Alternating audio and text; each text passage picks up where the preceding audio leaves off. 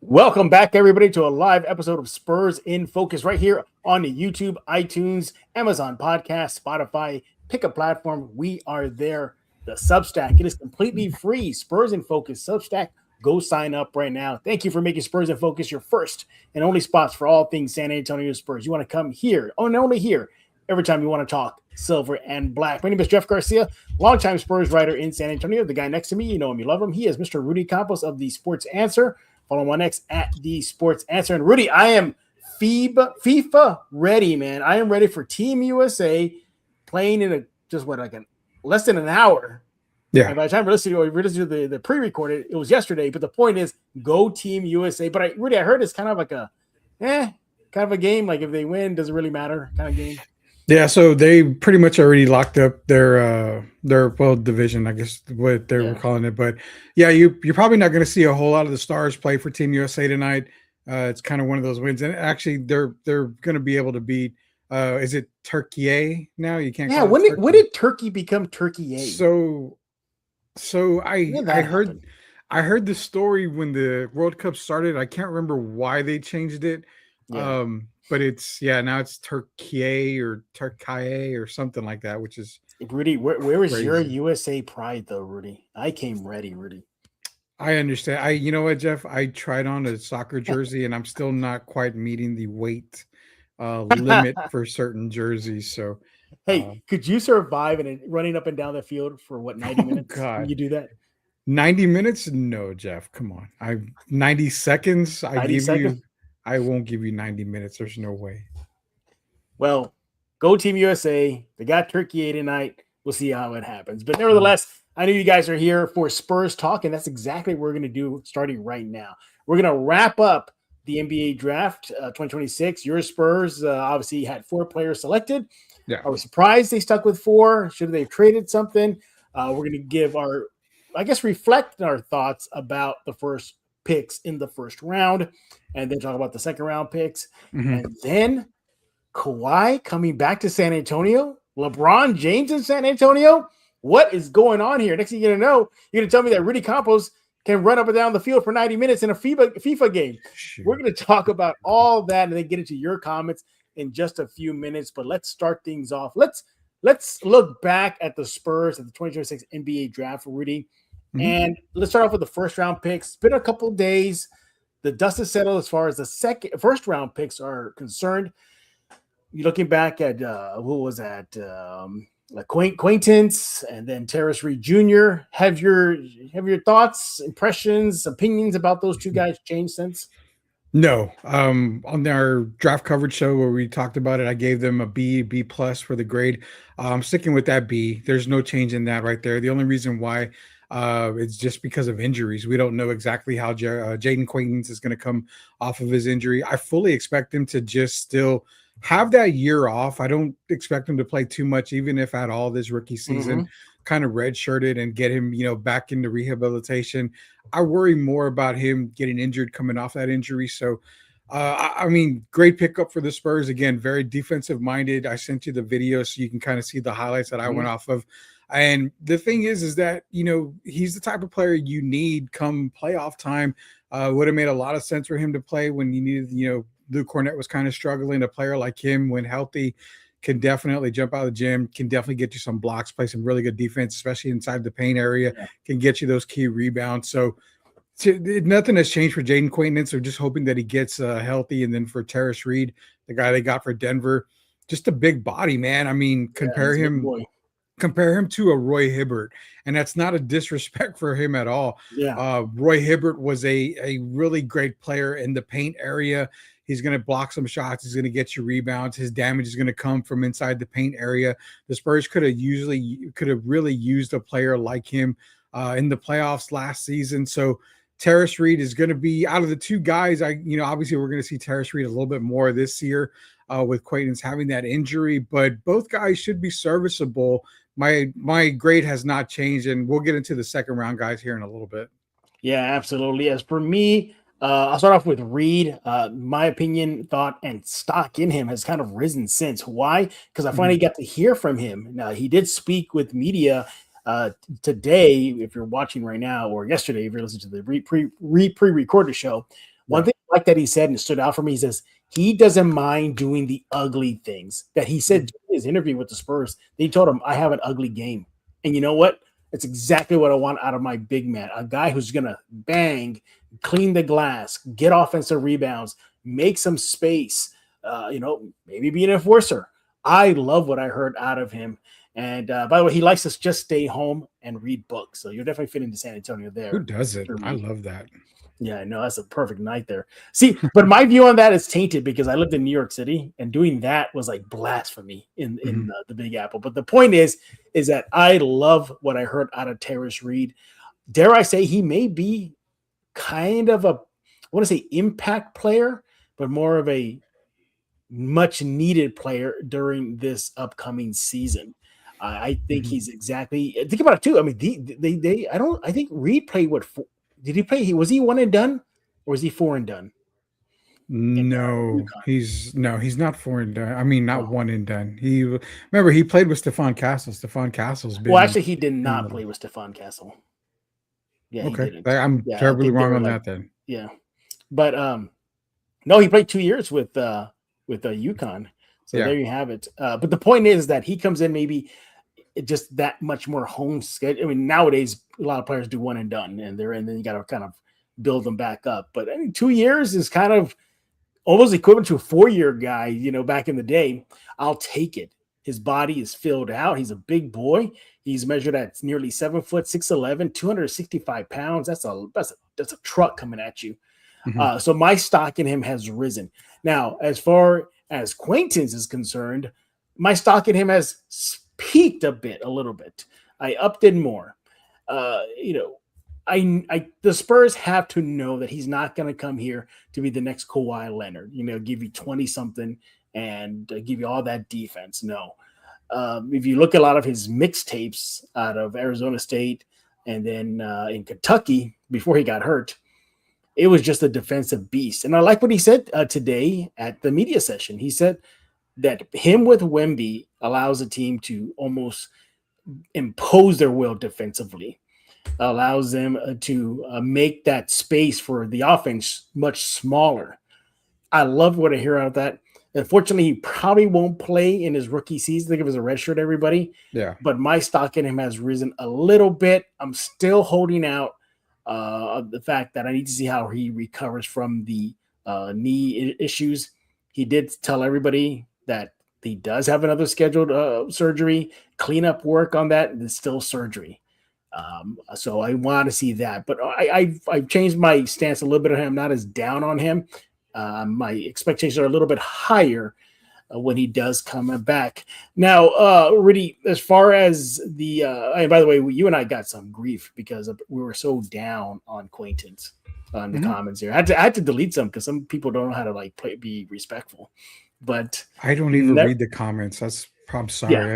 I don't ever read. Oh, I probably saved you some headache there, because some fans, it's just a game, all right? It's just a game. Now you got me curious. This is fun. Well, I deleted them, so I saved you some headaches there. Now let's talk about the second round picks. Now, second round picks, let's be honest, Rudy, the two guys that they got, who was that?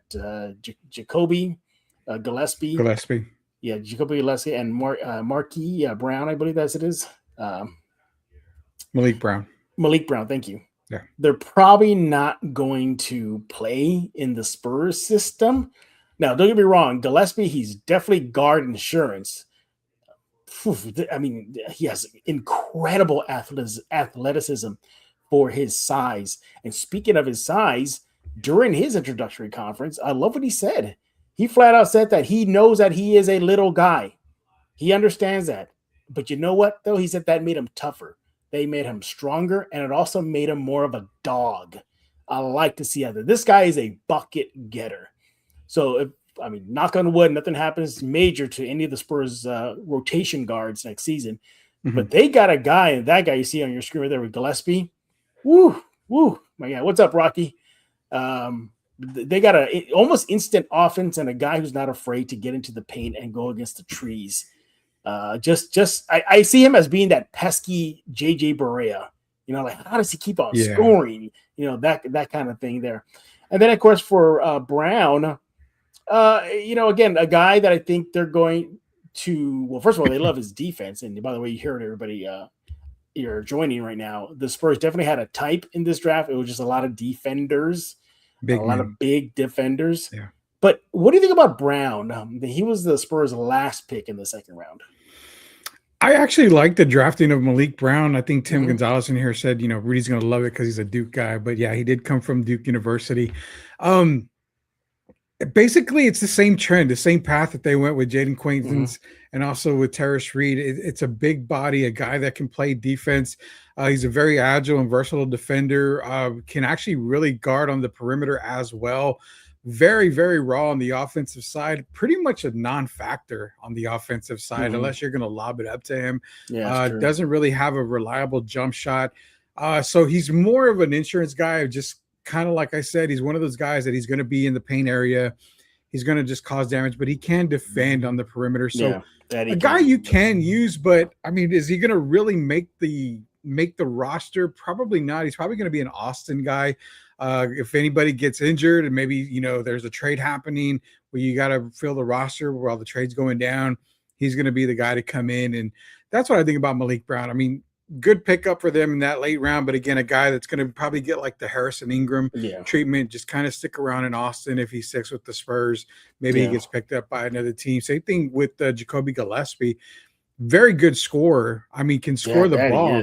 But the problem is he's a 6'1" scoring guard, and that's very small. But on the other hand, he's not much of a distributor, and that's kind of where if you see a 6'1" guard, you're hoping that he can play some point guard. He has a little bit of struggle when it comes to that position.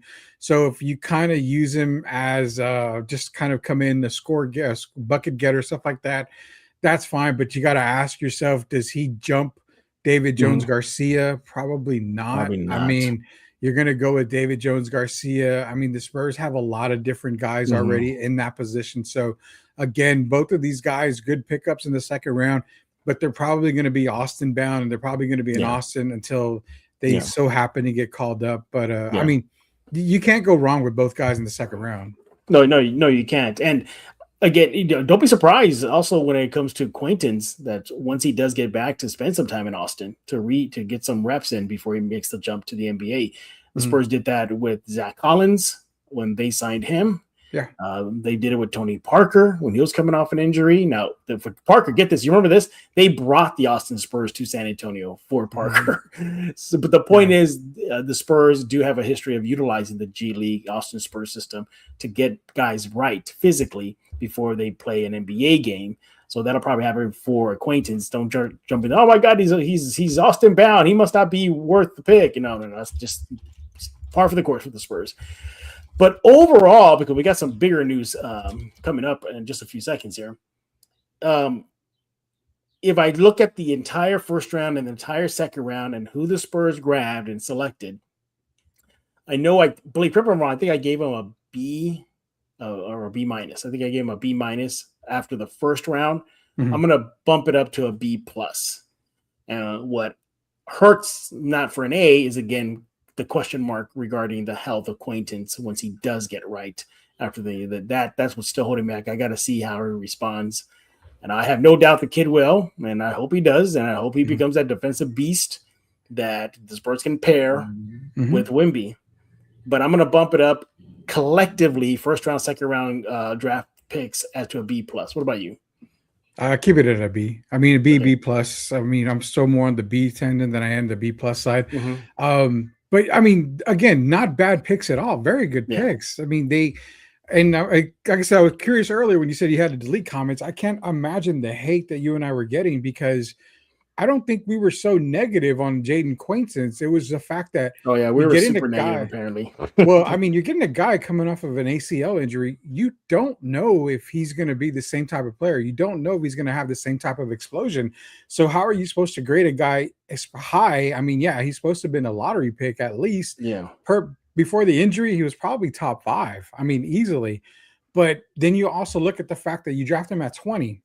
Remember, you're not going to get a guy at 20 that's going to come in And like most Spurs fans feel that probably hate on us are saying, well, he should be, backing up to Victor right away, or he should be starting right next to Victor. He brings that defensive presence out. You're buying all the media bull crap that they're feeding you, and you're trying to, be this own GM in your own head. It doesn't work like that. Jaden Quainton's coming off of an injury. You have to first see how he's going to be able to come off that injury. Is he going to still be explosive? Is he still going to be the same type of player that he was pre-injury? But not only that, you're getting a very raw, talented offensive player. He's going to put a lot of work on the offensive side, Jeff. He's a defensive-minded guy. Yeah. I mean, a lot of his highlights in college were basically, blocking shots left and right. And, yeah, he could bring it up the court, but the NBA is a faster game. You're not going to expect him to dribble the ball up the court. You see Wemby struggle at times dribbling that ball up the court. So Jaden Quainton is not on Wemby's level when it comes to being an offensive type of player. But we were apparently we were negative. I was also positive, and you were too. Look at the defense that he brings. I mean, he's got a remarkable talent when it comes to finding that ball on the defensive side. Right. He has great recovery time. I mean, everything you see from Jaden Quainton is exactly the type of player you need, of course, when healthy. So I can't give him above a B. I can give him maybe a B plus for this draft. I like the Terrace Reed Jr. move, but again, if you're expecting Terrace Reed to come in and be the 7th guy on the roster, 8th guy on the roster, as of right now, it's not happening. They're going to have to be able to develop these kids to become that 8th, 9th guy on the roster, because you've got at least 9 guys ahead of them, maybe 10. So, yeah, that's why I can't go above a B right now. Yeah, we'll definitely get to see 3 of the 4 Spurs rookies in action. The Summer League starts. There's going to be a Summer League training camp, a mini camp. In the next week. I mean, it's gonna be quick. I think Summer League starts next week. Well, roughly the early part. So there you have it. We'll get a good glimpse again. But I want to circle back to Brown. Don't expect him to light up the stat sheet. He's not a scorer. This guy is just a defensive beast. But overall, you can see where the Spurs were going in this draft. As Brian Wright said, they had a type. Oh, they definitely had a type. Big defenders. The only outlier was Gillespie, but even then, he was a pesky defender at Tennessee as well. And again, I think he was just more of an insurance policy for the guards that Spurs have right now, rotation. But overall, I think it was a successful Spurs 2026 NBA draft for the most part. Were there names on the board that should have been wearing silver black right now? Maybe. But, I mean, you can't go wrong. I know Quainton's with the knee and the ACL, the surgery, but he was projected to be top 10, and Spurs, in theory, got themselves a top 10 player. Will he recover and play like a top 10 player remains to be seen. And I mean, kudos for that deal with Denver. I mean, to get a Reed, and that was a fleece right there. I mean, good job. Hey, and they used their draft picks. What do Spurs fans always say, Rudy? Oh, you got all these picks, you got to use them. Well, they used 3 second-round picks, so they unloaded some of those. See, they're using it, they're investing them wisely, and they got themselves some beef with Reed. They got themselves a dog with Gillespie, his words. You got 2 capable defenders at the forward spot with Quainton's and Brown. And with Quainton's, you got yourself, just a bully, a guy who's going to just get in there and be that enforcer type. And again, Reed said he doesn't mind doing the dirty work too. So overall, I give them a B+. I'm going to bump it a bit. We'll see how the rookies pan out in Summer League. All right, when we get back, we're taking a quick break here. But we're going to be discussing the latest rumor, and that is a number 2 guy. Not me. No, not you. We're gonna be discussing the latest rumor about Kawhi possibly being open to returning to the Spurs, and then Vegas has the Spurs among the top 3 teams where LeBron could land next season. We're gonna discuss all of that and more right here on this live episode of Spurs in Focus. Make sure to follow Rudy on X at The Sports Answer. Follow me on X at Jeff G Spurs Zone. As the new leader of the Decepticons, I command you to subscribe to Spurs in Focus.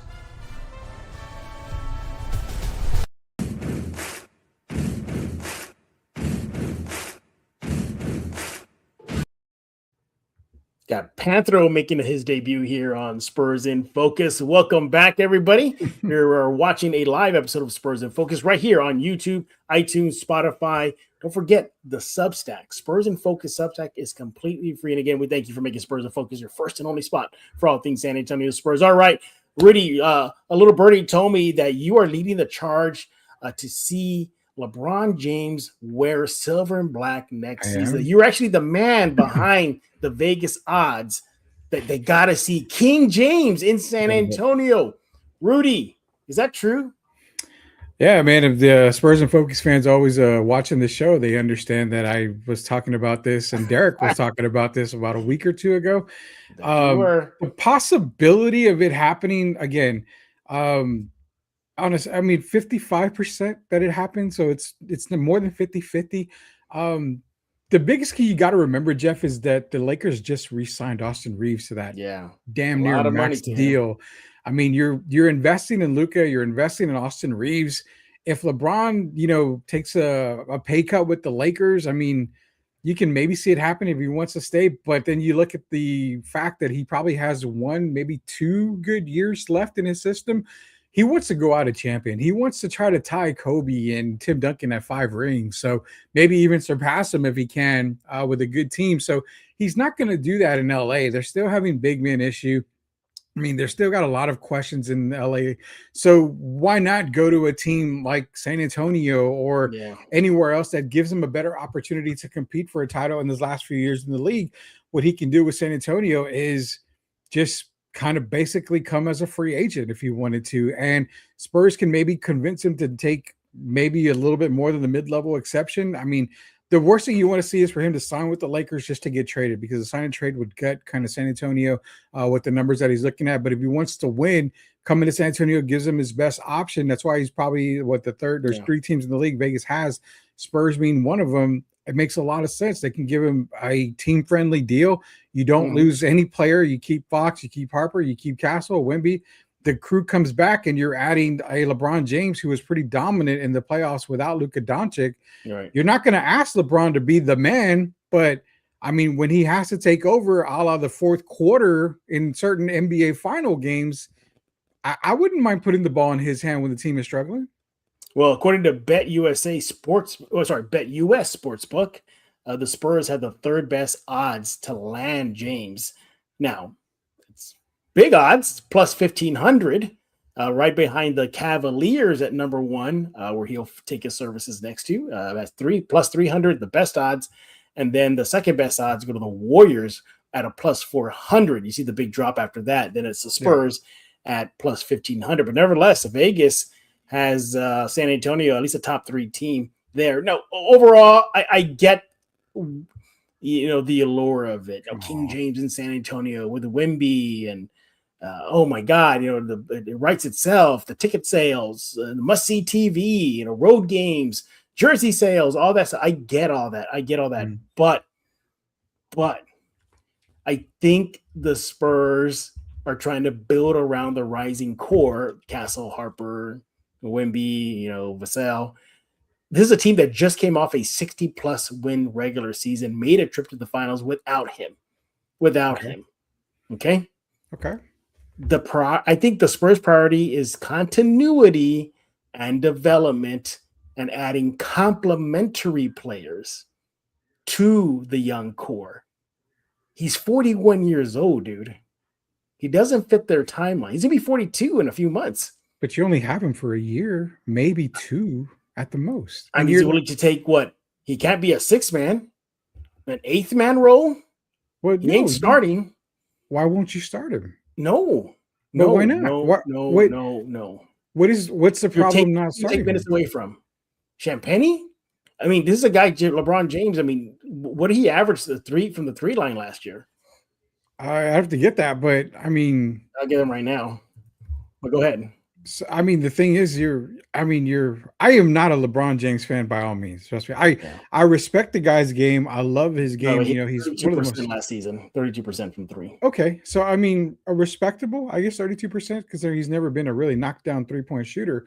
But I mean, you almost have to start him. You're going to probably go maybe Fox, Harper, Castle, LeBron, Wemby. I mean, you're taking Devin away from the starting lineup. You're taking Julian Champagne away from the starting lineup. I mean, did we say one time, Jeff, that if you're in it, if you're a coach and you're a staff, that you're in it for the feelings, you're in the wrong job? I mean, feelings aside, title? I mean, or do you want to, well, hey, let's play nice. And, Devin, you're a starter. So we're going to keep you a starter. Julian, you're a starter. We're going to keep you a starter. LeBron, you're coming in, but we're going to give you those 17 minutes a game, 20 minutes a game, stuff like that. If you bring in LeBron James, you're not bringing him in to ride the pine. There's no way to do that. He can go, to, Cleveland and do that and maybe get more minutes. He can Jeff, he can even go to OKC and get a starting spot there. Would you rather see him in OKC or rather see him in San Antonio? Yeah, have that circus over there. Go ahead. It's a circus, but that automatically makes them the favorites if he does that. You got to call a spade a spade. If you want LeBron James here, you're going to have to play LeBron James. And that's something that Spurs fans got to get up. They got to get on board with. But, in all likelihood, he's rumored to come to San Antonio. But like mentioning with Derek, it's just rumors. And rumors are rumors that you take them for what they're worth. I think he's got a good chance coming, but he's only going to come to San Antonio if he's able to be a starter, or he's able to get at least his 27, 28 minutes a game. So, it's tough to say. And that's, well, a 60-win team. That's the other thing. I don't know if this team currently constructed, I don't know if they get to 60 wins next year. I got them about 58, 57, 59 wins. I got them just under 60 again. It's a tougher Western Conference, man. At 60. But here's the thing, though. He shot 51% last year, LeBron. So he's not that accurate anymore. The Spurs need spacing. They don't need another guy whose three shot is so, who's in the back end of his career, and he doesn't spread the floor as much anymore. He played 60 games last year with the Lakers, so his durability is now in question. I just think, look, I appreciate the compliment that Vegas is doing, thinking the Spurs are a destination spot. But, Cleveland, think about that. He goes to the East. It might be an easier path for him to get to the finals. Joining that Cleveland team would really help them more so than the Spurs. Yeah, but he's not beating anybody in the West. If he goes to Cleveland, you're still playing with James Harden, unless they give up James Harden. You're still playing with James Harden, who's non-existent in the playoffs. Then you've got Donovan Mitchell. You think Donovan Mitchell wants to take a backseat to LeBron James? Probably not. The only way this happens is if the Lakers are trading for Jared Allen, which we've heard rumors around that. But again, LeBron in Cleveland, it looks great on paper. I can see them obviously making the finals. Maybe they're the top team in the East. I just don't see it going anywhere in the finals. There's too many guys there that want the ball in their hand, that need the ball in their hand. And you're asking about LeBron James having the ball in his hand. One thing you got a question for San Antonio, Jeff. Outside of Dylan Harper, didn't seem like anybody wanted the ball in the finals there in the end of the game. So why not get one of the greatest players of all time to have the ball in his hand? Maybe not to actually score the ball, but to be that distributor who's been there before in games like this. There's different ways you can look at as to why he's a positive. And the only negative that I think a lot of people see is, well, he's 41. He's too old. He's probably going to dominate the ball. Not necessarily. You want a guy in clutch time. And that's something that you even said. We don't have a clutch player. This guy's been in X number of finals. This guy's won X number of titles. This guy's been in more clutch moments than all of these players on this roster combined. So, positives outweigh the negatives, man. For me, the negatives outweigh the positives because he ain't going to settle for a mid-level exception. I tell you that much. He ain't going to do that. He ain't going to do that. Probably not. The Spurs are not going to disrupt their salary situation and they shouldn't get closer to those aprons and those dreaded aprons. That ain't going to happen. I think the Spurs are better suited looking elsewhere for veteran presence. For me, it's a guy like Hachimura. He solves everything that the Spurs need right now. Everything. That one guy, he solves everything. It's not LeBron. I think he'll be a massive disruption. I really think he will. He could be, but say it's mid-level exception for 2 years. Are you okay with that? No, no, I still don't Not even like for the this. mid-level exception. No, no, no, no. Not even No. if it doesn't work out, you can trade him because it's a MLE. I mean, every team has enough room for a mid-level exception.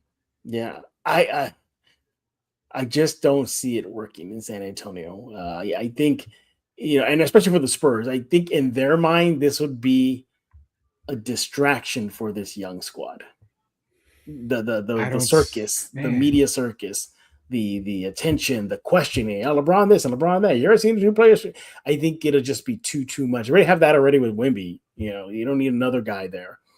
And we saw how the Wemby treated it at the end of the season when going from one of the best media guys to a guy that the media is starting to say, well, I don't know if I want to ever talk to this guy again or interview him because he's going to give me Greg Popovich answers. I mean, so I get the media circus, but you can also get, Wemby learning from LeBron in those clutch moments. I think Perry brought it up. We didn't have a guy come down during crunch time. I would have rather had the ball in Bron's hands or somebody else's hands who's been there. Hell, give me Pascal Siakam at times, man, in crunch time. We've seen him up there for Indiana coming through crunch time. You need a crunch time player. You need a veteran. This is not a youth movement that I'm talking about. Oh, the youth is terrible. No, it's nothing like that. These guys got to the finals. They just didn't have that guy in the moment. And who knows? It could have been Harrison Barnes for all we knew. I don't know. But obviously the moment was too big for De'Aaron Fox. It was too big for Stephon Castle and Wemby. When your best player is a rookie, that says a lot, man. Yeah. I hear your positives. I understand them, but ultimately, and as for the Spurs, I think they may consider that skipping steps, whatever the hell that means. I think I could consider that as skipping steps, and they'll say, "No, we're good." It would be interesting if Popovich was still coaching. He didn't have the stroke. I wonder if that would change things because, who knows, man. They had a bromance, man. But that could be a reason why he comes too. I mean, Pop is still involved. I guess, but not on the court. He solves, yes, he does solve. He solves things such as leadership, mentorship, championship experience, all that stuff. I get that, but he can chase his rings with Cleveland. Go chase your or the Warriors. Go do that. He's not getting them in Cleveland. He's not getting them in Golden State. He gets them with San Antonio.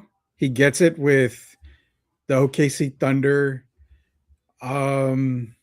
Maybe if he goes to Boston, I can maybe see that. But even Boston's kind of a no. Maybe he goes to Detroit. Detroit, he could possibly get a ring there. There's very few teams that he can win a ring with right now. So if he wants to ring chase, then he's going to have to understand it's going to cost probably his salary. But if he wants to just play 2 years and go wherever to get as much money as possible, then he's probably not going to win a ring with the team that he goes to. And for me, again, I go back to the spacing issue. His is not the same athletic, explosive LeBron anymore. Those days are over. He'll get you 1 or 2 a season, but the consistent game in, game out guy, that's long gone. Wemby needs shooters around him. They need floor spacers. The Spurs solved something as far as getting bigs next to him, so check. Now they need floor spacers.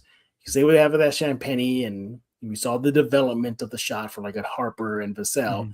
But I think they still need floor spacers. That ain't LeBron anymore.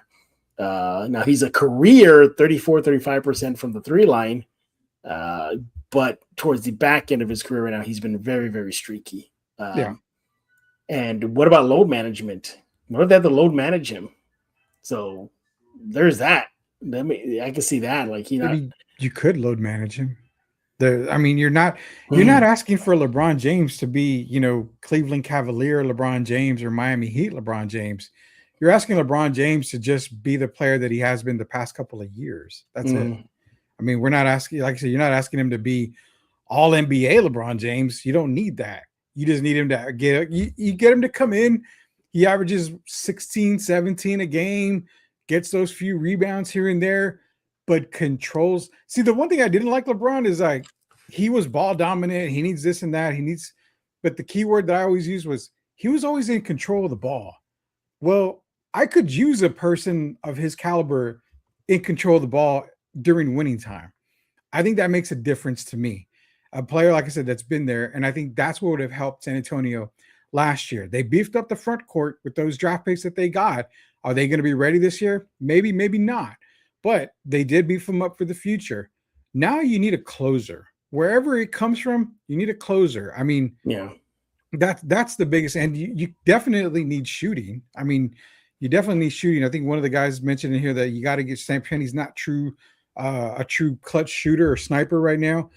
There's not very many snipers out there. I mean, let me throw a guy out there. Say you get LeBron at a mid-level, and then you can go get another veteran at another maybe mid-level type thing. What if you brought in a guy like a Chris Middleton just to shoot?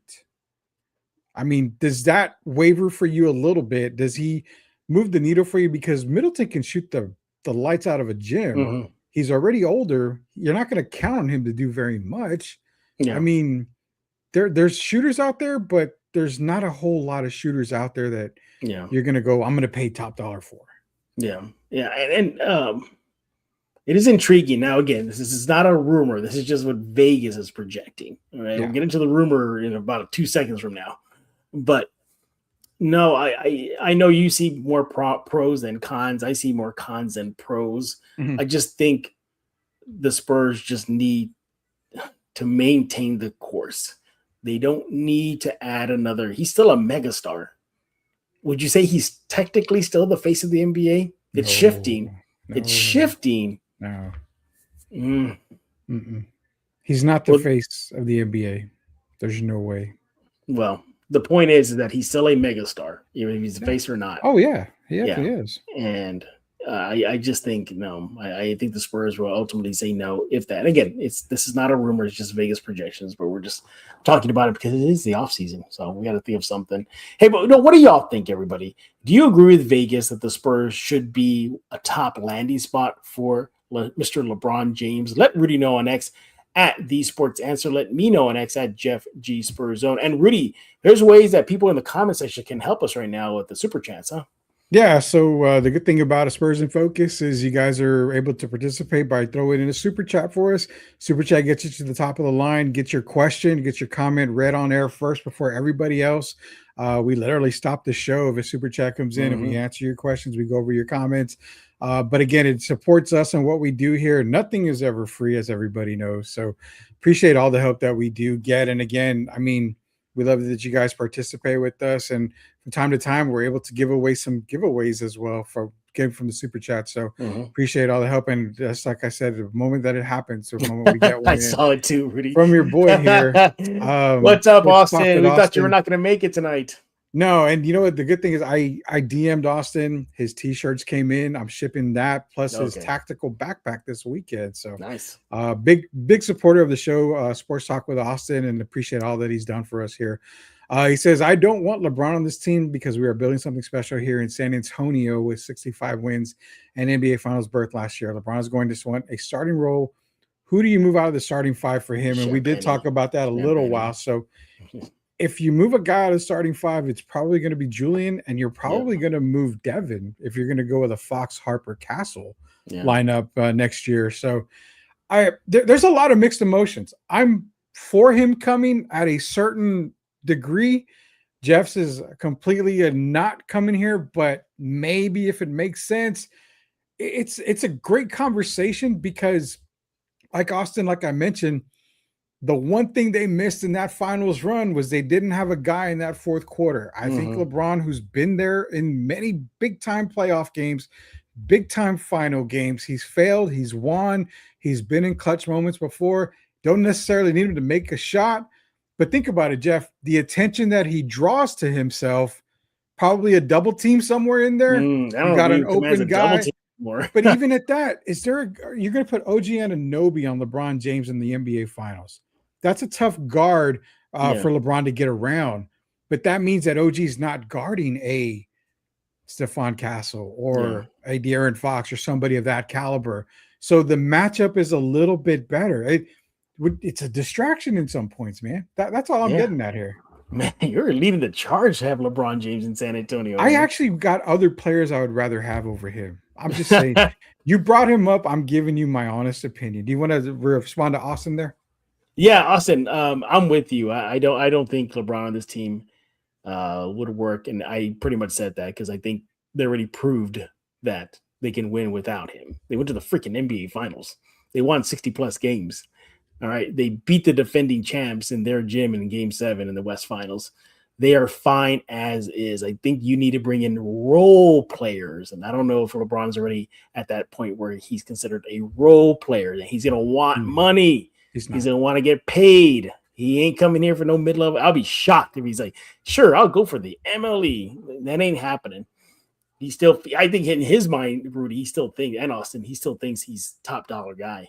And can we do a Bobby Bonilla contract where he gets paid $1 million for the next 40 years or something? What would you do if you had a Bobby Bonilla kind of deal, man? Can you imagine that one day you get paid and all that money coming to you? $1 million every year. I think he still has another 10 years? I don't know how many years he has left, but yeah, I don't know, man. That. Could you live off of that? Waiting for that check of $1 million? Could. Yeah, it gets taxed by the government. I mean, you're not getting the full $1 million. So I guess, yeah. I don't know. But you would know. You have that kind of money. Okay, moving on. I like what this one. I'm gonna put on the screen here real fast. Oops, sorry. There it is. I like you need guys like that, like snipers. This guy Sam Hauser out of Boston. Wow. That's a sniper right there. That's Boston what you need. Boston ain't letting him go. Yeah, Boston ain't gonna let him go. But my point is, you need those kind of role players, not LeBron James. Well, let's talk about the other rumor now, everybody. Well, let me give you one guy who I would take before we go on here. Okay. There's one guy I really look at, and that's Kevin Huerter. I mean, I'll take it too. When he gets hot, he gets hot. Kevin Huerter is one guy you definitely would look at. Luke Kennard was brought up earlier. Another guy you can definitely look at. Yep, sure. Tim Hardaway Jr. Hello, Tim Hardaway Jr. is unrestricted. There's another one. I mean, there's a lot of guys you can go after, but I mean, if you need snipers, right? I guess. I don't know. And by the way, I don't think the Spurs team is done dealing and making the roster complete yet. God, no. I hope not. They're not. We'll see. Well, that's for a whole other show later down the road in the offseason. All right, let's get to the meat and potatoes of this show. That is everybody's favorite former Spur, Kawhi Leonard. Report/rumor popped up. I think it started during the second round of the draft. It was one of the ESPN analysts. They were having a discussion about the future of Kawhi Leonard with the Clippers. Now, he does have one more year left on his contract with LAC, but if LA wants to deal him, where would he go? You had Yahoo Sports O'Connor come out and say, well, there's four teams that Leonard would want to go to. One, remain in Los Angeles with the Clippers. Okay, check. Toronto, go back to that stomping ground that he had. The Warriors, I believe, was one of them, and the San Antonio Spurs. Now, of those four teams, the only two teams that he would accept an extension to would be the Raptors and the Spurs. So there it is. Go figure. Huh? Kawhi Leonard reportedly open for a return to San Antonio. Now, do you want to start with the pros and the cons? With pros or cons first? How do you want to start this one? I think we jump right in like we did with LeBron James, man. I mean, whether there's cons or whatever. Here we go. I'll start off with let's get the pros out of the way. All right, I'll start with the pros. Okay. All right. Much like LeBron, a proven veteran, he's a very capable two-way player. He has championship experience. For me, the big one is he fills the freaking need that the Spurs need right now, and that is the power forward spot. I mean, that's it. We're done. He solves it like that. And at least last year, he proved that he was durable. 65 games played in the regular season. For him, that's like a miracle. I might as well say he played all 82. All right. He was an all-star last year. He was all-NBA second team. This floored me, Rudy. Did you know last season he averaged 27.9 points per game, 6.4 rebounds, and 3.6 assists? Yeah, Good Lord.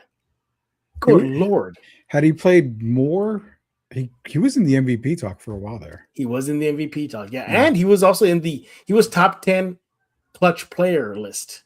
When the final results came out, he was number 10. Yeah. In that list too. Now, overall, he's an instant threat offensively. He's an instant threat defensively.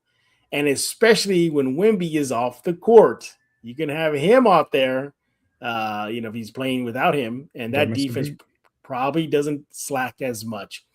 That is a deadly combo defensively and offensively for the Spurs. Mm-hmm. So we'll start with the pros. Your thoughts. Any other pros that I missed about Mr. Number 2? Everything that we talked about with LeBron being clutch on that, NBA Finals moment. You're basically getting an upgraded version of LeBron James. And Kawhi younger Leonard, by theory too. Yeah, really. Yeah, definitely younger. But the thing with Kawhi Leonard is that he's always been one, since he's developed in the Spurs system, he's always been one who's never shied away from the big shot. And for whatever reason, when he needs to come through, he really does come through for any team that he's played with. You saw the big shot against Philadelphia when he was in Toronto. You saw him, the way he was able to dominate in the NBA Finals as a Raptor. You saw the emergence of him when they won in 2014 in San Antonio, being Finals MVP. Now, barring the injuries that he's been having, he's probably the best player in the NBA if he's not injured. And I'm talking, he's absolutely the best two-way player in the NBA if he's not injured. But overall, he's probably the best player in the league, no doubt about it. Positive wise, three-point accuracy is really good for him. He can knock down every jump shot he takes. He has massive, massive hands, as everybody knows, which makes it very difficult for anybody to take the ball away from him. Defensively, the Spurs are instantly upgraded to top, quadruple A as defensively, because then you're talking about, you have Kawhi, you have De'Aaron Fox, who's a really good perimeter defender. You've got Dylan Harper, who's also capable, Stephon Castle, Devin Vassell, Victor Wembanyama. That is tons of defense. Plus, you're adding a guy that can come in when Victor's out. You don't lose any scoring. The defense may struggle a little bit inside the paint, but Kawhi's been known to get blocks in that paint as well. I see more positives for Kawhi coming back than I do for LeBron James signing a mid-level exemption. Yeah, that I'm on page with you. If I had to pick one of the two who I want to see in San Antonio next season, it would be Kawhi over LeBron. And by the way, somebody asked in the chat, how old is LeBron? I'm sorry, Kawhi. 34. He's 34. I can't believe he's that old already. Wow. He has a good 6 years if he's injury-free, 6-7 years maybe. Yeah. At best. But I think ideally 4 years. I'd give Kawhi another 4 years. Oh, I'm fine with that. Yeah. All right. So those are the pros. All right. Now let's go to the cons. Now, the one you got to start off with, obviously, is the durability. Sure, he played 60-plus games last year with the Clippers, all right? But overall, his durability is always going to be in question. By the way, remember he said that he, or at least reportedly, would want to come to San Antonio and sign an extension. His durability plus a big extension, that doesn't pan out for me. No. So, you don't want to invest that much money in a guy who's just getting wrecked all the time injury-wise, and you don't want to have a part-time player getting that kind of money. So you make it less money guaranteed. Base it off of games played. You can definitely do that. Yeah, I don't know. And then hold on, I'll get to that in a bit. Okay. I just don't. He's not a player who's going to give you. I don't know if he's going to be able to give you 65 games consistently plus. I don't think you need him that, but go ahead. All right. Okay, now going back to the extension. Now, again, remember the report is that he would come to San Antonio on an extension. Sure. I think giving him an extension and probably having to pay him would hurt the Spurs financially now and into the future. But there's going to be some big bills to pay down the road. Might as well get ready for that now, unless he's willing to take a short term when before those bills get due. Wemby, Castle, Harper. That is something tricky you got to play with the financial side of things. I mentioned his age is 34 years old. Yes, he's in theory young, but for the NBA standards, that's already starting the back end of your prime. Now, he's still technically in his prime, but I think he does not fit the Spurs timeline. again, just like I said for LeBron, I'm going to say for Kawhi, you need role players, not another megastar. You don't need that. And then perhaps another big reason is how he exited San Antonio. Him and Uncle Dennis, who are just come on, hated in San Antonio. How the Relax. Spurs and that camp parted ways in 2018. He burned bridges with the fan base. He set the Spurs franchise back several years. He was the heir. I think it was worth it. Well, yeah, but they, who knows? I mean, they probably could have had a title number 6 by now if he was still here, like what he did with Toronto. It was just a very messy separation. He practically forced his way out of San Antonio in 2018. I think there's just so many. Now, we're just talking about the cons now, right? So we did the pros, and we'll mix it all together in a few seconds. So you mix all that together, Rudy. Man, I am torn. It would be very nostalgic, of course, Leonard coming back to where it all started. But just like I said for LeBron, the Spurs did go to the finals without Kawhi Leonard. They do have solid perimeter defenders already, from Castle, who many say that he plays just like Leonard, that same mold. Good offensive, good player, good defensive player. I don't know. For me, I think it's high risk injury and medium reward, because if he's healthy in his standards, he gives you 60 games.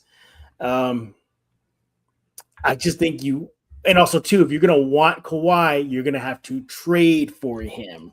You can't. He's not a free agent like LeBron. And I think the Clippers will ultimately, this is where I say no, pass, will want kind of a haul for him back. And I don't think the Spurs are ready to break up this core that's just coming off an NBA Finals run. I think that'll do more harm than good by adding Kawhi. You're not getting, so you say a haul. Basically, his contract is the exact same as De'Aaron Fox's that's starting this coming season. No, but you ain't trading De'Aaron Fox right now. His name is tarnished right now. If Kawhi wants forced out, as he did in San Antonio, you're going to take whatever you now, can remember, get. he's going to want that extension too. But that's what I'm saying. And that's Kawhi, where I think Kawhi's at an extension is what, 50? He starts at 53, 54. But I get the extension part. I mean, that to me, that's fine.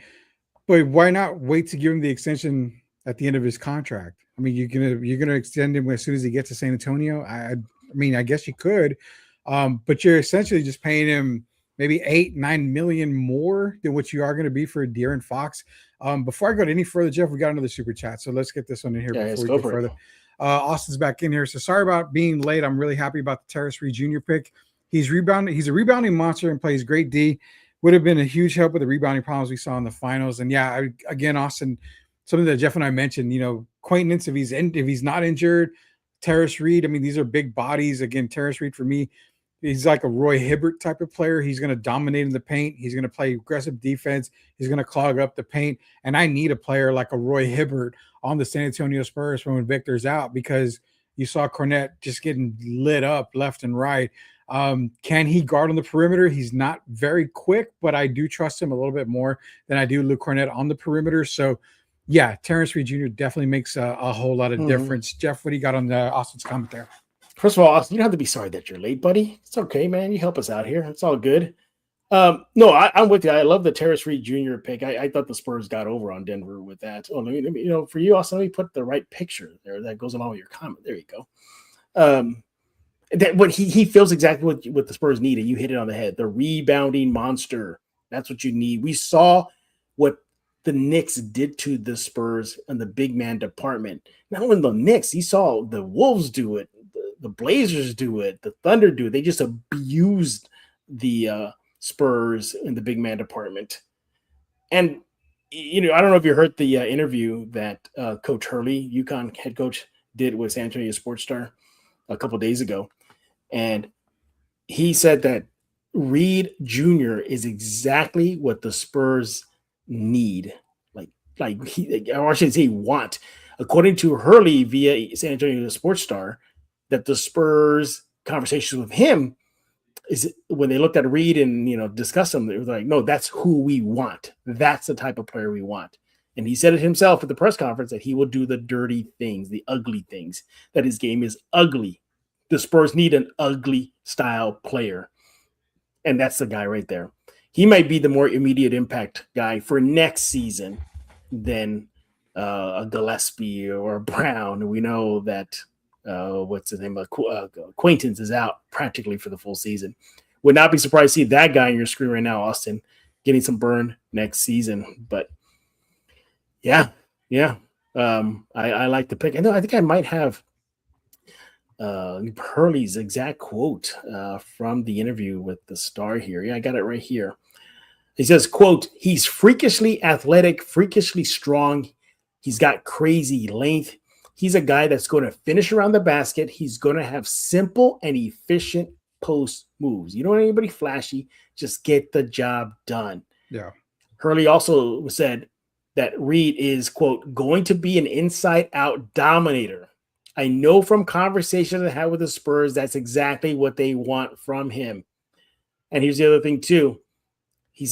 Hurley says, "In my conversation with Spurs GM Brian Wright, he saw the value in Terrace, potentially bringing that element to their roster." So, no, I mean, this is just, I think the Spurs really got a gem with this guy. 14.7 points per game with UConn, 9 rebounds, 2.3 assists, 2 blocks. He shot 61% from the field, albeit all in the paint. But, hey, that's what the Spurs need, just a paint presence, and he is that guy. Yeah, we got one more in. Oh, yeah, go for it. Austin again says, Kawhi's pros, great mid-range shot, still clutch, still great defense, give you 25, 30 points per game a night. His cons are he's older, and he left the San Antonio Spurs to hang. I'm going to leave this comment up for a while because we were getting into the Kawhi talk. And, I mean, you mentioned the cons, and we both mentioned the pros. I mean, a clutch shooter can knock down the three, can knock down pretty much any shot within the perimeter, can get to the basket. Just he wants the ball in his hand, and that's the kind of player that you want for a team that's relatively still young. So getting a player like him, I think, makes a whole lot of sense and makes everybody on the team just that much better. But then you mentioned the cons, one of them being his age. He's 34. I still think he's got a good 4 years left. I mean, if you get 65, 68 games out of him each year in those 4 years, I mean, you're getting a massive haul. That's a great, thing there for them. But I want to tackle the one thing that everybody harps on, and that's the way he left San Antonio. Let's think about this. We're going off of what the staff said. We're going off of what Tony Parker said. We're going off of what players said. We don't know exactly what happened behind the scenes, and we never will. There's not going to be a Ring of the Row episode of, what happened to Kawhi Leonard in San Antonio. We're never going to get that. So as fans, yes, you're going to be pissed off because a player left your organization the way that he did. Yeah. But if you're going to be mad at that, okay, so be it. You mean to tell me that if Kawhi Leonard says, "I'm going back to San Antonio," Spurs are saying, "We want Kawhi Leonard back." If the Spurs want him back, why the hell don't fans want him back? That means the Spurs kind of fans are petty, you know that. Hey, and I get your pettiness, but do you want to be mad or do you want to celebrate some parade? He's going to have to help bring this team 2 titles for me to forgive him. Okay, so he comes to San Antonio next year or this coming season. Do you don't think they're favorites to win the title? I mean, Vegas is going to damn near give them 2-1 odds. I mean, they're going to make them their favorites automatically when a player comes like that. So I totally get the reason why fans don't like him at all and they don't want him coming back and this and that. But again, you're getting a player that, when healthy, is probably the best two-way player in the league that makes a job for De'Aaron Fox, who maybe can't handle the ball in clutch time in San Antonio. Kawhi can take over that spot right there. You saw him do it in San Antonio before. You saw him do it in Toronto. In LA when he's playing, especially this past season, I mean, almost an MVP candidate. I mean, all NBA. You're turning down that opportunity. And yeah, you're going to have to make a deal to where you're probably going to get rid of De'Aaron Fox. Do you trade De'Aaron Fox to LA? Who knows? It could be a 3-way team. And think about it. You have a team that cleared some cap space, and that is the Charlotte Hornets, who could use a point guard right now if we're not, mistaken. So Kobe White's their point guard, but if they were able to get a De'Aaron Fox, maybe send Mikal or Miles Bridges to the LA Clippers, and then Kawhi to San Antonio, that trade does work on paper because all the numbers fit. So the thing can get done, but Spurs fans, you can't harp on what he did to San Antonio. Let bygones be bygones. I mean, if you want to get over the hump, Terrence Reed and Jaden Quaintance are going to get you there in time. You want to win now, you got to go get a player to win now. And these are some of the guys that you got to go get. Yeah, that's right. Of the two players we talked about, LeBron and Kawhi, Kawhi is the one that I would lean to and have interest in bringing him back. And as we got a comment here from MP, here it is. Yeah, I think Kawhi is that missing piece because they need a forward. And that's it. Just like I mentioned with Rui. I'm not trying to compare the players, but you get what I'm going at, that mold, that forward, strong forward with ability to do two things on both ends of the court. But Kawhi, obviously, he had an all-star year last year. But it's interesting. I ultimately think it will come down to what the Clippers want for him. I think the Clippers would view him as like a Giannis level of a deal, and they're going to want a haul like that. Look, the Spurs can do it. How many first round, second round picks they got in their bag right now? How many young players do they have on their roster? But I think at the same time, though, because this team went on a finals run last year, I think that's going to hold them back from making a major roster move. I think that's it. I think they do that. Let's just say they make another finals appearance or they come short. I think then they'll think about, breaking up the roster. I just don't see this team breaking up the roster after they overachieved last year. Bingo. You just said it. And that's something that Derek and I talked about that on our show that's going to come out tomorrow. I asked him, is it overachieved? Or, are they really that good? Or did they overachieve too fast? Did they peak too fast? And I asked him that because I told him, I don't see them as a 60-win team next year. We expected them at 44 wins. And I'm sure Vegas is going to probably say, oh, they're going to win 60. You can't really go by what, they did this year because we didn't see certain struggles and we didn't see certain injuries that had happened in past years. So to say that they're going to win 62, 63 games again, I think that's kind of far-fetched. I think I've got them at most at 58 going into next year. And even at that, at 58, I'm still kind of like, I don't know. It's going to be tough. The Western Conference is getting a little bit tougher, and the NBA in general is getting a little bit tougher. You got to remember, Indiana Pacers are not going to be bad this year. Halliburton's coming back. The Utah Jazz, they pretty much reloaded. And remember, there's no tanking this year. If you tank and you're the worst team in the league, you get the worst chances to get the number one pick. So every team's going to be playing like they're vying for something. Not only that, we've seen a lot of teams make moves. The Minnesota Timberwolves, yes, they got bad when they got LaMelo Ball to pair up with Anthony Edwards, but still, they could be a problem. You saw the Charlotte Hornets. They got better. They were able to get Naz Reid, and their starting five is looking really, really good. You're talking about the Utah Jazz. They're getting better. A lot of teams are getting better. San Antonio cannot just sit in the wind and be like Denver and do nothing. They've got to make some kind of move somewhere. Or Houston, man. Do they want to do anything? Houston's another one. And Houston right now is shopping Şengün and Durant. So they're trying to make some kind of moves. But at the same time, you want to focus on, the Spurs won 62. They got to the NBA Finals. We don't want to disrupt that. I call BS because other teams are disrupting their success and they're getting better. But those other teams didn't make a finals run.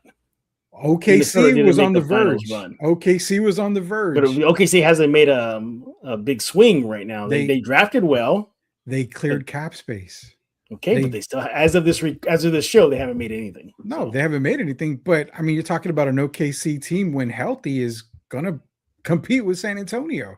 Are you better based off of 1 year? Are we better than OKC? If an OKC team is healthy, completely healthy, okay, are the Spurs better than OKC? You're probably gonna give me grief for this, but I'm gonna say yes. They are. Okay, no, that's fine. They are. But we're basing it off of one season. We really are basing it off. And the regular season that the Spurs dominated. They dominated. They did. Except for one. One they got smoked. But But I just don't want to see them say we've got our 9 guys and we're good. It doesn't work like that because one guy just didn't completely show up at the end, and that's Cornette. Yeah. So you got to get better in that sense. Yeah. You Well, need again, shooters. the Spurs did address that in the draft. But they in the draft, but we're talking about guys that need to develop still. I mean, Yeah. Terrace Reed. Well, that's why I said I don't think they're done. done. Sorry, I don't think they're done constructing the roster. They're not. They can't be. They can't be. No way. And that's what I'm saying. I just don't want them to just say we're good with who we have. I'm glad with it. That puts you around 50 wins, 55 wins. But if you want to get back to that 60, you're going to need a guy that can close out games. You're going to need a guy that can show up. You're going to need a guy that can come in, back up Victor, equal to or better than Cornette did in the regular season. There's still some questions that need to be answered, and we can't use the draft to say, well, we drafted all the big guys. We're good. One guy's out. He's probably going to be out for the year. Another guy's a rookie who we still don't know how he's going to play in the system. And the other 2 guys in the second round, I mean, they're probably Austin bound for pretty much all year. So it's hard to say. You got another super chat, man. So if you want to get into that, we can. Yeah, go for it. Yeah, bring it up. With Austin, it says, I understand the NBA is business and stuff happens. I can see your side, Jeff, but I also see Rudy's side. I have made peace with it. I mean, the Spurs just went to the NBA Finals. Holding grudges only hurt you. Let's enjoy the ride. Okay, fine. You want to enjoy the ride, Austin? Great. I'm down with that. All right. But we still got to get on that ride, roller coaster, bumper cars, whatever it is, with the bumper cars that brought you there.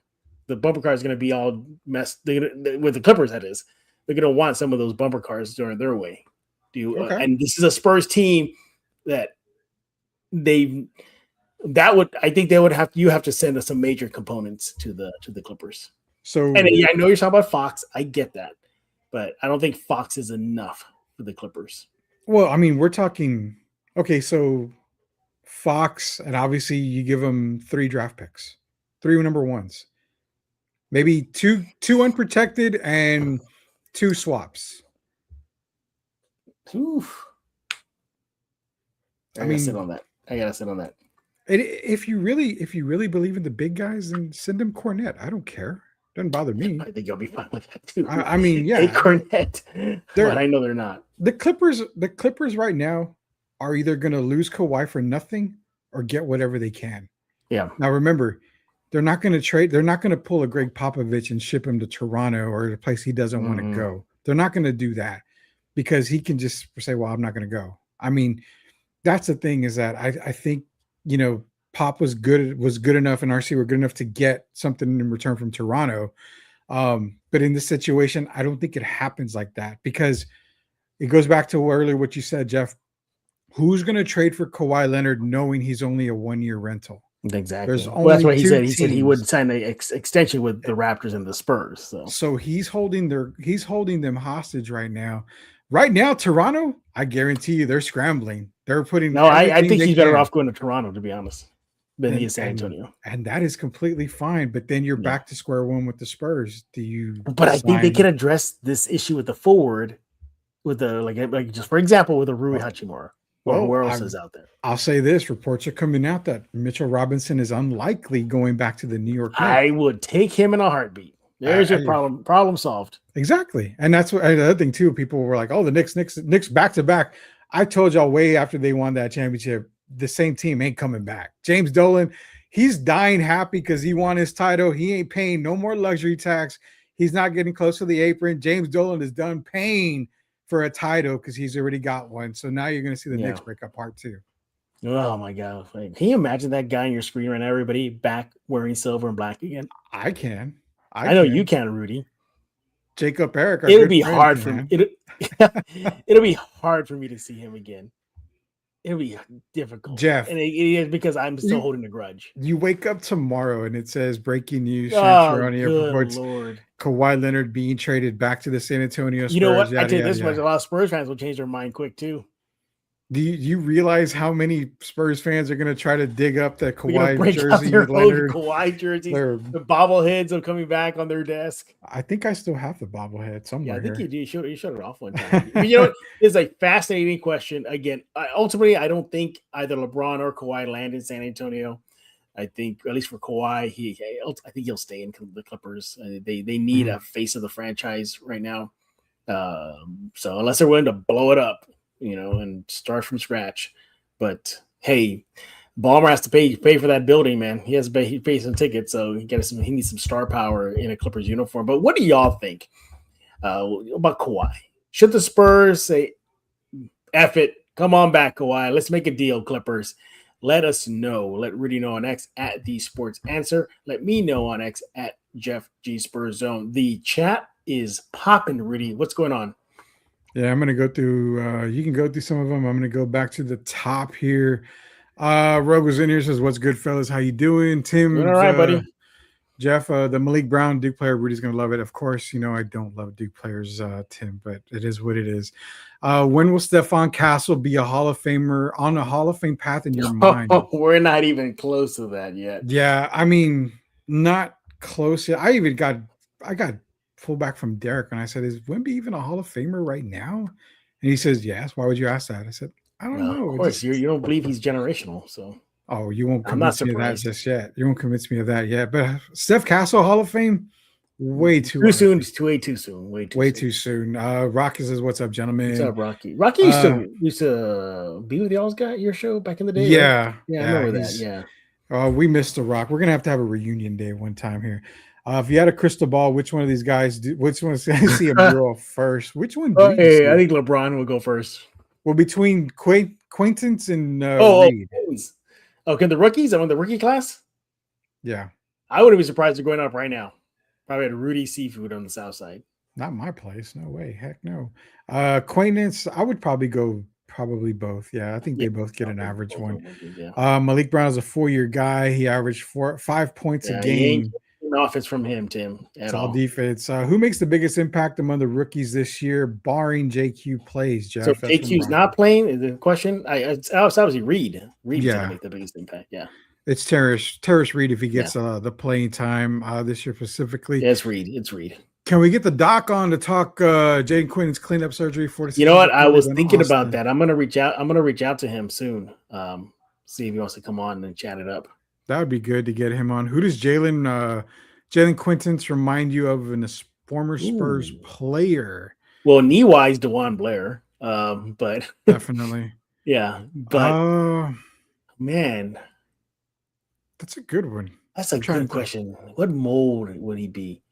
He's all defense, minimal offense. I mean, Dennis Rodman, I guess. Maybe. Rodman. I don't know why I'm thinking a player like maybe a Nazim Muhammad, Francisco Elson. No, you know what? Alberto wasn't a very great defender though. And I don't know if he was. That's a good question. I'm going to go maybe like a Nazim Muhammad would be good. Nazim Muhammad would be the best one. Okay, yeah. I think I got one. What is it? Without the offensive game, he reminds me of a Charles Bassey, sort of. That's a good one. Bassey can play defense. He got up and down the floor. He can block shots. He got hops, man. So I think maybe like a Charles Bassey right now going into the season, potentially a non-offensive, and this is my ceiling, so I could be wrong. But a very poor man, Dikembe Mutombo, defensive type player, just around the rim, blocking shots, not really offensive minded, stuff like that. Terrace Reed is going to pop off, guaranteed. I don't know. Allow him to pop off. I don't know how much we're going to get out of him. Obviously, they're going to take time to develop their rookies. It was a great draft. They got what they needed, and they got the players that they needed. They got exactly what was kicking their ass in the postseason run. Where's Jacob Eric to talk Kawhi return rumors? Exactly. Yeah, we got that. How about Castle, Fox, Kawhi, LeBron, and Wemby as your starters, Jeff? I don't know if they can pull those two guys. I don't think they can pull that off, Tim. That's a NBA 2K gaming right there. Imagine if they did. That's at least a 70-win team. Well, I could tell you Castle or Fox is not a Spur anymore. Probably Fox. So throw Harper, Castle, Harper, Kawhi, James, and Wemby. That is possible. I won't say it's not. It is possible. How crazy would it be to see LeBron on an HEB commercial? Honestly, it's about being healthy and hot at the end of the regular season. That's all that matters. If we have 60 wins, that's just icing on the cake. Fine with me. Again, I'll take the I 55. mean, if anything, if they do fall short of 60, I think it'll be not because they're not capable of it. It's just because they learned about pacing themselves and management keeps in some games they sacrifice towards the end, for the greater good. Spot on. The games that mattered, we could not close it when it came down to crunch time. Spot on. That was when we were talking about LeBron James, and I said you need a clutch guy there. Remember, Kawhi was top 10 clutch player of the year, guy. So he finished top 10. Yeah. Let's calm down, Jeff. It's Rui, not Anthony Davis. Your love for no, I never compared him to Anthony Davis. I just said Rui is the type of mold of a forward you need, and if it is Rui, then problem solved for the Spurs. Definitely. They still need a sniper. Champagne is too streaky when the time counts. Yeah. I mean, I think they still need more snipers. Yeah. They do. They need more shooters. Are you on board with Rui from the Lakers probably coming up this Tuesday? I am. I think we both are. I wouldn't mind seeing Rui Hachimura as a Spur. That would definitely be good. Jeff, Luke Kennard. Sure. If they were to part, I don't know if he's a free agent, but that's the guy we need, a player like that. Yeah, Kennard is a free agent. I think he's unrestricted too, so we might be able to grab him there. Bring him on. How many games in the playoffs did Steve Kerr and Ori gave us? I think that was during our LeBron. But at that time, the need was spacing and veteran presence. A young Tim Duncan, Parker, and I don't know if Manu was there yet, but they filled the need, and the Spurs filled that need this year in the draft with bigs. If the Spurs trade, they should go with KJ, Cornette, and a pick in 2028. Kawhi is what they need, but I don't know. I think he just wants money and cares more about the organization. Cares nothing about the organization. Or nothing about the organization. I don't know, man. You might have to do an entire show just on Kawhi Leonard. I think so. Not KJ. He meant Fox. Says Rui shot 39% of the regular season and shot over 50%. He's 6'8". You mentioned about Sam Hauser. Exactly. We told that. Yeah. Spurs definitely need free agency help, especially OKC. OKC are favored now. Slim lead though, slim. But it goes back to what I said earlier. Yeah. Are they better than OKC? Slim. I mean, it goes back to that, man.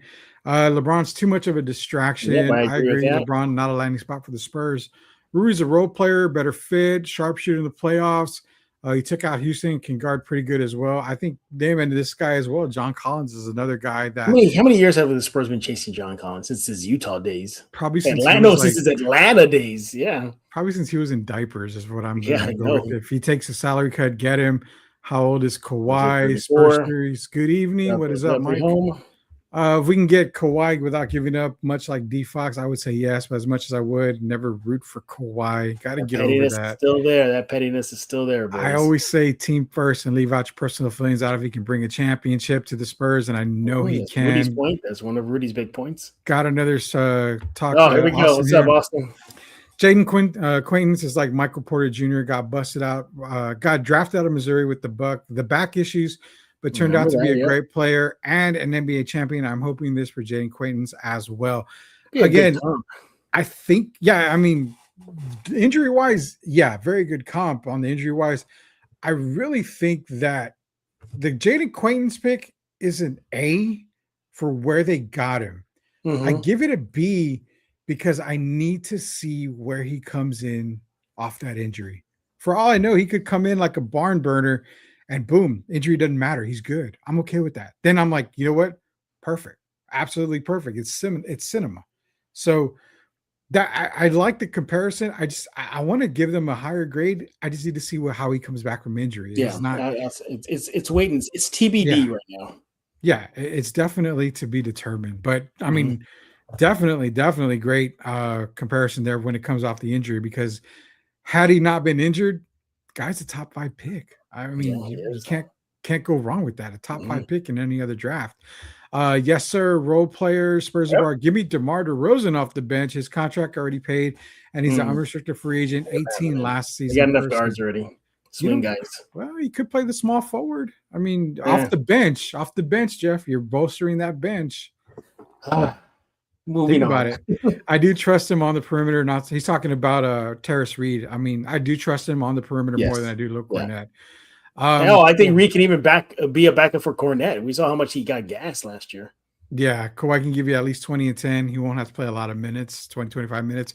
Victor Okay, only but plays what do 28 the minutes. Clippers want, and what kind of money does Kawhi Just want in an extension? just The give him extension and what they want is key for me. just give him Jeff Garcia. They'll take it in a heartbeat. In fact, they'll owe us money if they give him Jeff Garcia. I'll throw in. I'll throw in my Godzilla figure. That would work. I really feel Rui as a free agent would bring us the spinal spot and championship with him being a sharpshooter. Rui's getting a whole lot of love. Yes, Reed Jr. Yep, He's a the dog. for sure. He also has the entire fake tree business to deal with. He can come to San Antonio. That's the other thing too. He's dealing with come that on, controversy too. Oh, it's still there. Blame Ballmer. Don't blame him so much, man. That's what I say. I think that he is from California. And I remember when a kid is dressed as Charo was attacked. Maybe I felt like I don't want to work and live there. I don't know that. Yeah. Kawhi is a missing piece to complete. You put Yep. that on there. Kawhi ain't coming. Yeah, There's I no don't think way. he doesn't come. I think LeBron nor Kawhi are coming. So It's far-fetched, man. The best ability Dion play as he would be DMP Leonard. I like that. Dio Rosen. Just to say Kawhi would demand only to go to the Spurs, that would diminish his trade value, like D Fox. What? How would I that don't- diminish his trade value? Like, I guess Mhm. trade value for the Clippers to trade him where they Yeah, want? so they won't get exactly what they want for him. Okay. I'm predicting Spurs record 50 to 60 wins the next season. Western Conference will be tough along with the Knicks. Yeah, I think we're gonna have to do a completely whole agree. show on that, Rudy. Just the Western Conference. For sure. Yeah. For sure. Both noted Kawhi and LeBron just developed the LeBron. drafts. Dean Wade, at least a 58-14. Okay, I can see Dean Wade maybe. Kawhi ain't happening. He wants an Yep. extension. What I'm saying there, Plain and 9 line. simple, we need John Morant. No, we don't need a John Morant. I agree with y'all, but remember the snake tale. It tells a old woman who rescues a greedy snake. Yeah, once you're bitten. I remember that tale. Christian, what we need is a very good replacement of Another good Sweeney. show to discuss. That I brought up a name to Derek, and he was like, "This guy would never go for it." But I said, "What about a Billy Donovan? He's not doing anything. Why don't you give him a call?" But Sure, I think he would. Yeah, look at Mike Brown. He took an assistant job. he before did. back But to Derek head said, coach. but me and Derek feel he may go to Michigan actually if he Okay. does a coaching job. So, I feel we have addressed the size with girth. All we need is a sharp, Mitch Robinson to the Spurs would be deadly. That definitely is one that came. We talked about these guys. We like to downplay rookies. Are these guys even fans? That's one of the guys that was. Oh, okay. Well, I'm glad you're here because we're not downplaying anything ever. I don't ever downplay anything. So appreciate the comment. I mean, I'm not, and to be honest, I'm a fan when I'm off the podcast. When I'm the podcast, I'm my true self. I call it like I see it. So that doesn't make me a fan. Then, oh well, forget it then. Jalen is a Cadillac Anderson, like that one. What are your thoughts on Golden State re-signing Horford? That's pretty damn big for Golden State because they're going to need a lot of help. Al Horford's a great spot wherever he goes. I hope he is better than Bassie. I think he's going to be better than Bassie, but you just got to think he's young. Bassie was young. He had a lot of jump and a lot of skip in him. Kind of want to see Quaintance come in like that, but he could definitely be better than Bassie. What do we got next? Jaden reminds me of Malik Rose. Possibly. Jaylen Brown, maybe. I don't think they get a Jaylen Brown. What was Fox? Jeff, where you take on the rookies go out to eat and question, what would you ask them? Okay, I don't know. Jeff, where would you take the rookies out to eat and question? That's good. Okay. First of all, questions I would ask the rookies. Well, first of all, I would love to talk to Acquaintance, not about the game because he's a big manga fan. He loves anime. So sign, seal, deliver there. Read, probably the same thing. Say I stay home, read books. So what are you reading? I think the fun guy I think would be Gillespie. He's a ball of energy. Yeah. So, it might just be fun to hang out. And Brown, I don't know. He was kind of quiet. Where would I take him out to eat? Somewhere in Southtown. I think Southtown would be fun. Yeah. Take him to a Mexican restaurant. Be good. Reed seems to be a well-polished player, makes little mistakes, and body seems to be in control. I think I like that. Rui Mitchell, Luka Hardaway Jr. if that would make a heartbeat, and then Quaintance the Barbarian is our last comment there. I'll take that, man. That's a good nickname. But I like Predator. I think Spurs fans have been calling them the Predator. Alien versus Predator. I remember. Yeah, I saw that one there. I like that one better. Yeah. Those are the comments, man. You guys brought it today, man. Good job with the comments, keeping the show going. We appreciate it. But look, we've been talking this whole time. We got to hear from you. What do you think about the Spurs at the 2026 NBA Draft? Your overall thoughts. Now that first round, second round is all over, what are y'all thinking? Also, what's your grade? So with that being said, we need to know what you think about Vegas thinking the Spurs could be a landing spot for LeBron James and then Kawhi back in SA. Will you wear his jersey again? One more time if he does come back. We need to know. Follow Rudy on X at the Sports Answer. Rudy, tell us about the answer. Yeah, Sports Answer is myself, Derek Gervin, the Friday Drive. We've got a show actually coming out tomorrow. It's not going to be live. We pre-recorded it, but it's a great show. We get into the draft picks for San Antonio. Derek and I talk about both Kawhi and LeBron coming. You'll get to hear from a former NBA player's perspective on how he feels about this. Also, we talk in the trades. Giannis going to Miami, how the Milwaukee Bucks went from bottom feeders to probably a play-in team just off of one move, and how the LaMelo Ball trade really, really affected the Minnesota Timberwolves and all that stuff. So just turn in tomorrow. It's Answer Now TV on YouTube, so that way you can watch it. It's myself and Derek Irvin. Yeah, I don't know. Best backcourt in the West right now? Ball and Edwards? Good God, no. Okay, well, that's why you got to check out the answer, the Sports Answer. Make sure to follow Rudy on X, everybody, at the Sports Answer. Check out that discussion and so much more. As for me, first of all, you got to subscribe to Spurs in Focus on Substack. It is completely free. Go sign up right now. Just go to Google, type in Spurs in Focus. Then you'll go to that website, hit subscribe. You're in automatically. And subscribe to Spurs in Focus podcast show, everything on iTunes, Spotify, Amazon Podcasts, Pocket Casts, YouTube Music, YouTube itself. Go subscribe right now. The numbers are climbing. You guys are making it happen. Keep on doing what you are doing. And thank you for making Spurs in Focus your first and only spot for all things San Antonio Spurs. You don't want to go with the rest. You ignore all those other shows you see on YouTube. You only want to come here to Spurs in Focus every time, every day, every single week, every single minute. Come here to Spurs in Focus. We'll be back probably next week, Monday, maybe a Tuesday show, kind of chasing somebody right now. So they'll join us, but either we'll be back on Monday or Tuesday and talking all things silver and blackout. Summer League coming up right now, more discussions. I think some good topics came up, like the loss of Sweeney, the West landscape. So we got a lot to talk about during this long off season.